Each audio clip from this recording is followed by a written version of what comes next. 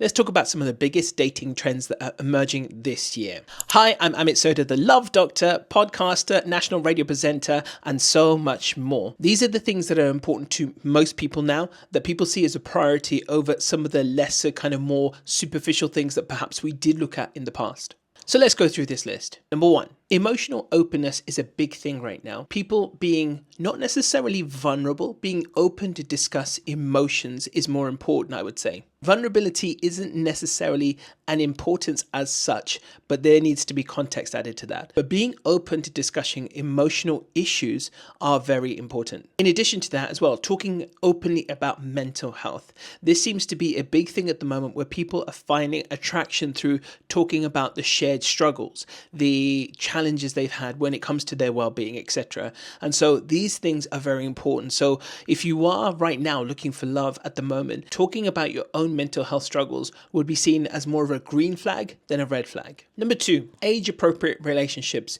Now, there are a few celebrities out there spearheading this, and among them are Keanu Reeves and Hugh Jackman. And people are finding this more and more of a turn-on in terms of looking at age-appropriate relationships. That is, there is that common age denominator between you both, but also as a result, the stage of life as well that is bringing people together. Number three, there is one called loud looking, a term coined by a dating app. And this is where people are not afraid to specify in their dating profile or a very first meeting that what they're looking for, that they're very clear that this is for the long term, not for the short term, that I'm looking for a long term meaningful relationship. And so this is known as loud looking and is seen as a plus rather than a detractor or a red flag. Number four, people connecting over hobbies and interests and pastimes, and that this is a big thing. So people are now like looking to find someone who shares interest with them. So whether it's a particular type of hobby, whether it's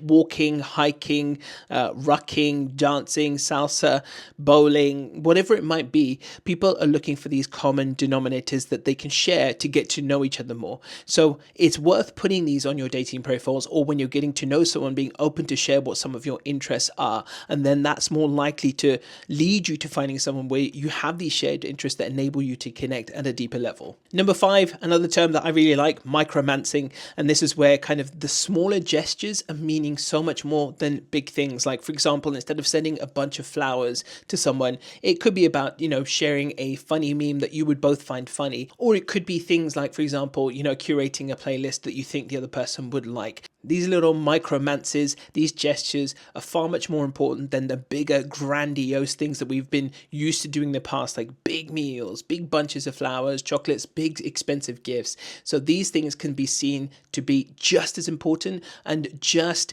as crucial to the survival of that relationship. Number six is one I've talked about a lot recently, and this is kind of filter-free dating.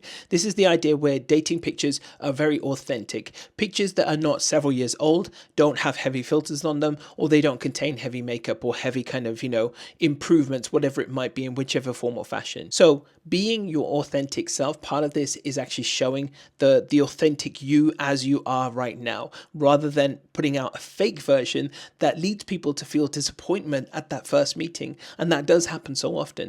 If you overfilter a picture, for example, then of course the other person then seeing you in real life is going to be disappointed because you do not look anything like that picture. It's pretty obvious. I had a scenario recently where a woman was asking me, she said, why do I keep attracting younger guys? And then I looked at her profile picture, which was incredibly heavily filtered and made it look like she was sort of 20 something when she was in her 40s. And I was like, there you go.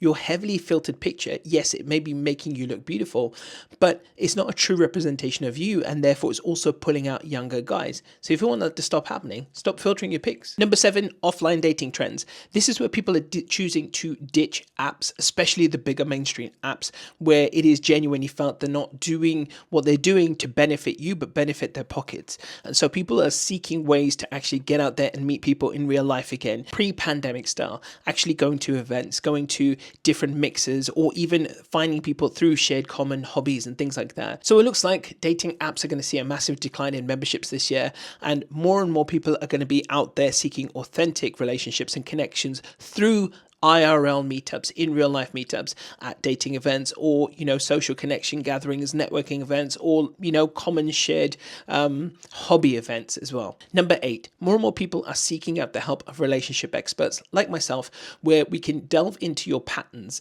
and figure out where things are perhaps going wrong, like why you're constantly getting ghosted, or things are fizzling out, or where the communication breakdowns are happening. So if you want that from me, you can book in a 30-minute free call. I'll put my link down below.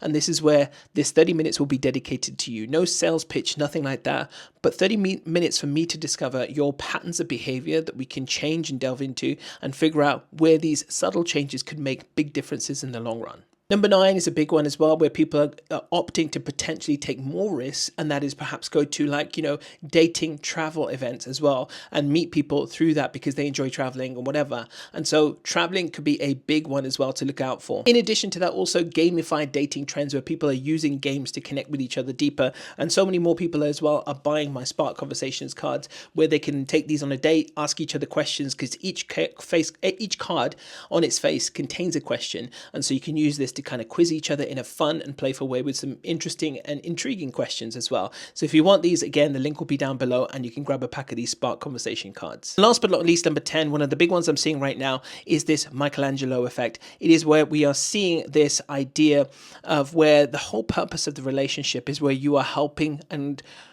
with your partner, sculpting them, becoming their catalyst for them to fulfill their potential, to be the best that they can be.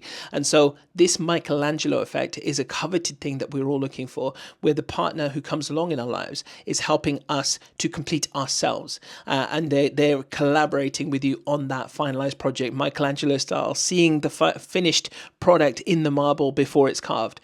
And so this thing is a big thing. So when you're going out on dates, it's very common for many people to actually go out there saying, this is what I'm looking for, but I'm not actually articulating or being able to put out there, and this is what I'm bringing to you. This is what I want to give my partner. This is what I want to give to you.